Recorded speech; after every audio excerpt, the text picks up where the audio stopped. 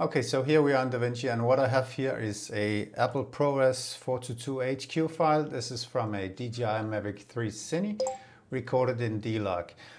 And I'm going to show you some tips and tricks and some general guidelines on how to best color grade log footage. This is obviously not the only way to grade log footage, but this is an example of how you can get the most out of your log footage. So let's just start here by grading this as a beginner colorist would do, or someone who might not have that much knowledge of grading, but maybe you know, if you're just new to this, that you can use your lift gamma gain. And if you look at these scopes here, you could start by bringing down the lift. You know, you're not supposed to crush them. You could bring the gain up quite a bit and then maybe correct your gamma so you get some nice midtones, something like this. And then in the same note, they would often add a lot of saturation. That looks really nice. Maybe some contrast, and maybe even look at the balance and say, okay, let's just let's warm this up a little bit. Something like this. Yeah, and then you have a nice grade. And that looks fine. Let's grab a still of that. And then let's see if there's a better way of doing this. So I'm going to delete this node. And I'm going to create a few more nodes. Let's start with 5 nodes. And the reason for this is I want to separate the node tree out and kind of like have separate nodes for separate things you do and steps in your color grading process, so you can easily turn a node on and off and see what it's doing and where you need to change anything, and you can easily find your way around the node tree.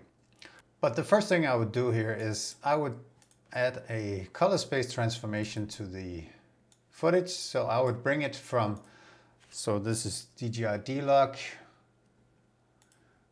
D-Gamma D-Log, and I would bring that into Rec 709, Gamma 2.4. So now we already normalized our image, and I would work upstream from that, and I would label my nodes so I can easily find them. This is my color space transform, and let's do an exposure, a balance node, and a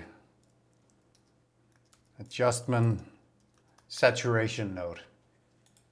So for the exposure, I would use my curves because it gives me much better control of my image, and obviously he is in the shade here.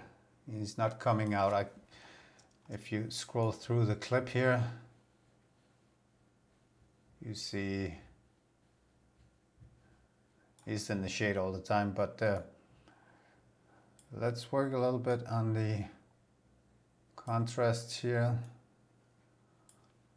and let's look at their skin, and let's make a nice subtle contrast adjustment here, something like this, so before and after. And then for a balancing node, I'm going to go to my offset wheel, and if you turn on your display qualifier focus here in your scopes, if you have your qualifier selected over here, if you hover over some skin, you can see it here on the vector scope. I also turned on the skin tone indicator. This is an indicator that shows you where skin tone, balanced skin tone will be. So if you take a look at this, when I hover my qualifier over the skin, you can see it's right on there, right on the skin tone. So the balance is pretty good. It's I might want to move it a little bit blue, a little bit, cool it off just a little bit. This is just to balance my footage, so I know I'm in a neutral state. And then instead of just cranking up the saturation, if you take a look at what that does, if you take a look at the waveform here and the luminance levels, if I turn up the saturation, look at what happens. you increase the luminance quite a bit. And that looks, well, it looks saturated, but it looks kind of video-like. What I like to do instead is, if I want to increase the luminance of his jacket, so I'm going to select that, and I'm going to move the anchor points out a little bit so I have a little more space to work in, and it's going to make it look a little more subtle. So I'm going to increase the luminance, yes, but at the same time I'm going to the hue versus luminance curve. I'm going to add the 2 anchor points, and I'm going to bring down the luminance also quite a bit, like so, and I can even go back to the hue versus saturation, add a little bit more saturation. And if you look at the waveform now, before and after, I turn this node off, on, like compared to before you saw how much luminance you added. Now you're basically not adding any luminance, you're just adding a lot of color, but the color has a lot more density. It looks a lot more cinematic and film-like. It doesn't look as video-like as before. So yeah, I kind of like that. And now you can start tweaking your image and kind of like finesse it and make it really nice. So I'm going to add a vignette. So let me just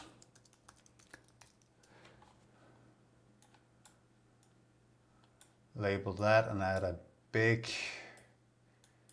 vignette around the 2 here. Put them in the middle, add a lot of softness to the vignette.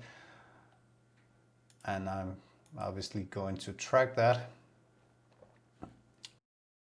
There you go, something like that. And going back to the power window, I'm going to invert that, remove the window, and then I'm going to bring the offset down, and I might even bring the gamma down quite a bit. And now you can go back and tweak your exposure. This is perfectly normal and fine. This is often necessary to go back and forth between nodes, and that's why it's so nice to have your nodes separated out so you can easily find them and find where you need to do your adjustments. So if you take the vignette before and after, and we can add a little bit of sharpness. Now don't go too crazy with sharpness. 0.47 is going to be more than enough in most cases. Don't go further than that. And yeah, why not add a glow effect? So if you go to your glow and you add a soft light to the glow, and then we tweak it, we are going to change the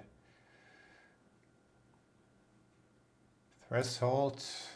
We're going to increase the spread a bit, and let's turn the global blend down just a little bit. So now you have a before and after, before and after. Look how a glow just ties everything nicely together. And finally, being a Western theme video, obviously we're going to need some grain. So I'm going to add a 35mm 400T, and I'm going to zoom it quite a bit. Let's go to 400%. And because of YouTube compression, I'm going to overdo it a bit, but this is before and after, before and after. Zoom to fit. And now, if we compare the two images side by side, full screen here. So we have the image we thought was pretty nice to begin with here on the right. And then we have our grade here on the left. So you see quite a bit of difference, even though we thought the original was pretty nice. So this was just a quick tip on how you could grade your log footage and get the most out of it. Yeah, I hope you like it. And if you do, please subscribe to the channel and give us a like. It would mean the world to us. And see you again on the next one.